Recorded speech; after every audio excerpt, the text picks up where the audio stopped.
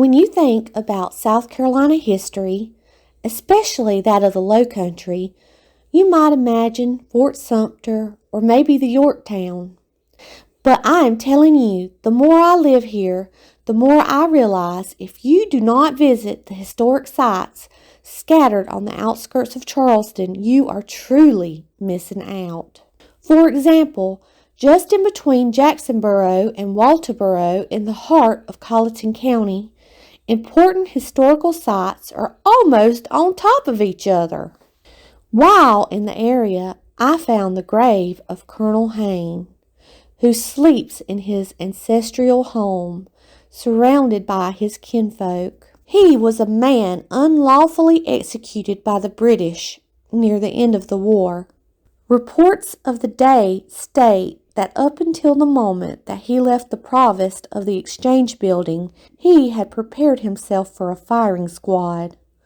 But when he saw the scaffold, which usually resulted in strangulation instead of a quick broken neck, he showed the slightest emotion before regaining his nerve.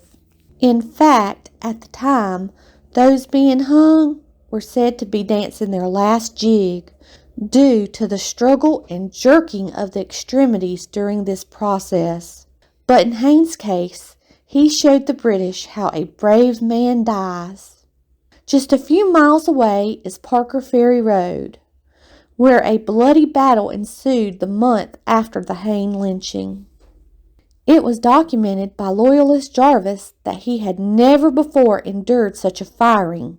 All the opposing men were concealed by the trees. He tells of how men and horses fell before and behind him, and how they had no choice but to push on, as their artillery were shot before their guns could even be brought to the fight. Finally, Jarvis ends his writing by lamenting over all their casualties, while the Patriots lost none. Who knows where these Kingsmen remains are buried, still lurking in the area's sandy soil.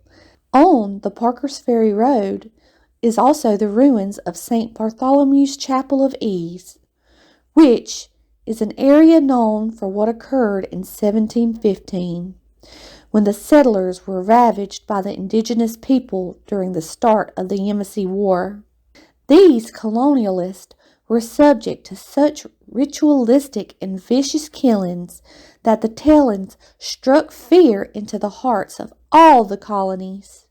Before this, in 1706, settlers were in the area raising cattle, allowing them to free range. By 1725, after the Church Act, the General Assembly established the St. Bartholomew's or Pon Chapel of Ease, today known as the Burnt Church. This was built due to residents not easily being able to get to another place of worship, and was the first Anglican church in South Carolina.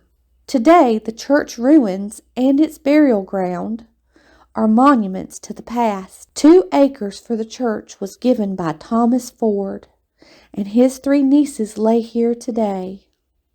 They lived at Woodford Plantation, where Colonel Isaac Hayne was captured by Frazier's madman Archie Campbell, after Hayne's horse King Harold tumbled into a ditch. Many local leaders also await the rapture here. This includes the nephews of Revolutionary War leader James Parson, one of which was Major O'Brien Smith, who served in the General Assembly, Senate, and Ninth Congress, and beside him is the U.S. Congressman and Judge A. Burke. While the church didn't have a permanent rector until Reverend Guy in 1732, he documents that within 8 miles there were 44 families and 79 plantations, illustrating the importance of the chapel at the time. The church's legacy also includes the founder of the Methodist faith, John Wesley, stopping to preach 2 sermons in one day here. Later, Bishop Francis Ashbury would also visit. He was responsible for many of the Methodist churches being established throughout South Carolina. I have a separate video on these locations if you're interested. However, just when I thought I knew a lot of history in the area, on my way to Parker's Ferry from the Hayne grave, I noticed a plaque. It was difficult not to have an eerie feeling as I walked among the old tombstones that resembled those in a horror movie. Nature had also begun to intrude upon the markers as trees had begun to swallow their remains. After researching this area, I found that it was also a site of an early church. Presbyterian Church, founded on this site in 1728 by Reverend Archibald Stobo. Bethel or Pon Church served a large Presbyterian congregation until replaced by Bethel Presbyterian Church in the nearby town of Walterboro early in the 19th century. The original bell was moved to the new church in Walterboro, and the old building burnt in 1886. In the early settlements, religion was a very important part of life, as many came to the New World in search of religious freedoms. The religious heritage of South Carolinians was determined in great extent by their native origins. The early settlers in the colony consisted of 7 groups. The first, the English, were of the Church of England. The French, either Catholic or Huguenot. The Scots, for most part, were Presbyterian or Dissenters. Dissenters were those who were at odds with Presbyterians or the Church of England. The Irish, as a rule, were Catholic, and Jews belonged to the Jewish faith. For the first 30 years, the colonists were too busy trying to get along with the Lord Proprietors that they had no organized religious groups. Before the town of Jacksonboro, the area was part of St. Bartholomew's Parish. In addition, the Indians called the area Pon. Because of this, the church was also called Pon Church. Within this church, the important Hayne family worshipped. Over time, the congregation moved to Walterboro, and in 1886, the church burned. Colleton County was known to be a stronghold of dissenters. Not all dissenters were Presbyterian, but all Presbyterian were dissenters. The Presbyterians were a strong group in Charleston, where the first place to worship was built. In fact, Dissenter Presbyterians were such a strong and powerful group that they controlled the province for the first 30 years. The first dissenter to settle in Colleton County, for the most part on the land at the lower Edisto River, and built their summer homes in Jacksonboro. Only a few miles west of that village, they built their first church, Bethel Presbyterian Church. Jacksonboro had a number of firsts. It had the first free school in 1744. It had an early racetrack used by leading men of the day, such as Colonel Isaac Haynes, the martyr, and O'Brien Smith, member of Congress, and the man who played host to President Washington on his southern tour. The first churches, Episcopal and Presbyterian, were built in the vicinity, and Jacksonboro was home to the first Masonic Lodge. In the 1700s, a strong storm hit the coast of Charleston. During this storm, a boat named the Rising Sun sank, killing everyone on board. Luckily, during the storm, Reverend Archibald Stobo and his wife were aboard a different ship. During the storm, the Stobo family, which were on their way to preach in Charleston, finally made it to shore. Stobo's first mission when he arrived was to bury the dead that washed ashore James Island. In 1728, Reverend Archibald Stobo from Scotland came to Jacksonboro, South Carolina, and had the Bethel Presbyterian Church built. Stobo's church, while not the first, would be one of the first churches in South Carolina. Another preacher associated with Bethel is William Ferguson. William Ferguson was the son-in-law of Reverend Edward Palmer. Ferguson pastored there for many years.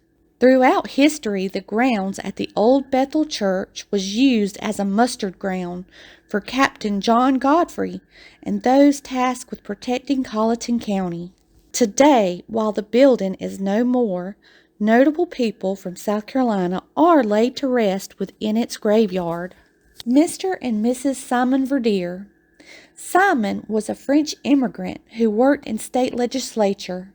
He was a Democrat and a patriot and influential in the township of Colleton.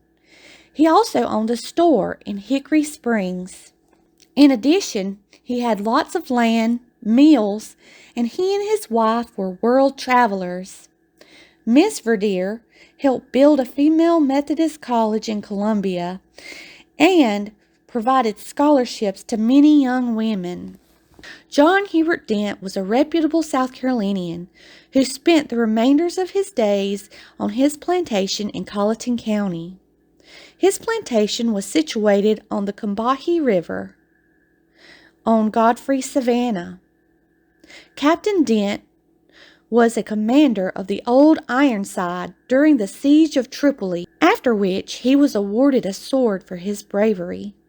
His grave is marked with a marble slab. He passed in 1823. Also near him is his wife Elizabeth Ann. Over the years, a tree fell on his grave, smashing the marble slab in two.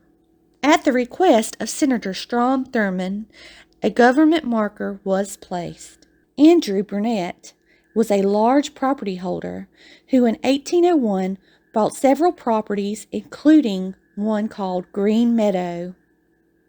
Green Meadow was named after Nathaniel Greene.